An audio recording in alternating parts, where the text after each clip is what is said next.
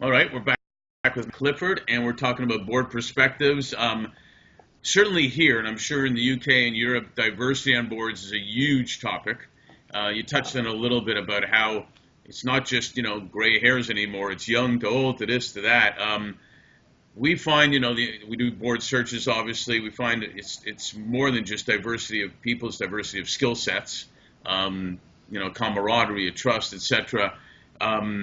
This now, as you've talked about, comes in all ages, right? Yeah, absolutely.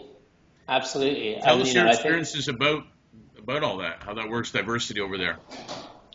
Yeah, I mean, I think kind of diversity is actually particularly important in startups, because, effectively, if you're going to be a good startup, you should be solving some new problems. If you're just solving problems people have solved before, then you're not, right. You're probably not doing anything very interesting.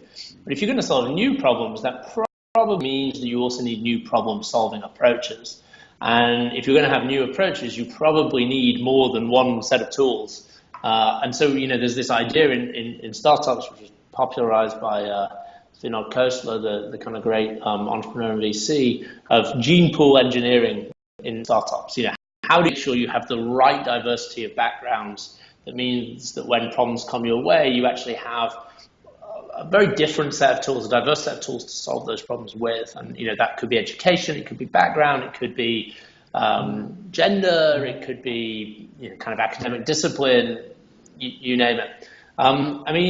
Entrepreneur First, what we see is that, there are some kinds of diversity that are very natural to the pool of people that we kind of pick from. So they've come from, I think there are something like 26 nationalities in the current group of entrepreneurs that we have at EF.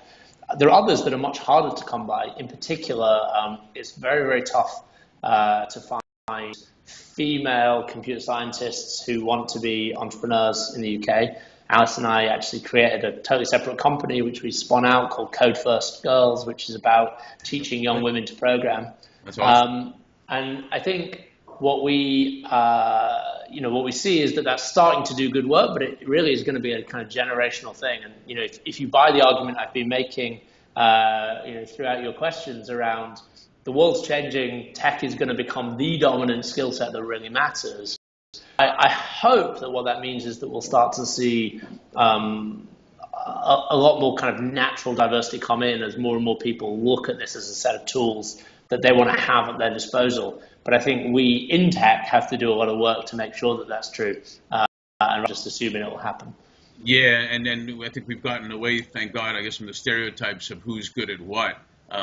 People are smart in general. People, if you give them the opportunity to learn and get that opportunity. I compare it a lot to sports teams. How you have to have scorers, you have to have defensive players, you have to have people that can pass, people that can, you got to put a team together, and they could be a genius 17-year-old and a 92-year-old. Who knows? All right. So that's great. That's great advice, great info. Thanks for sharing that. Thanks.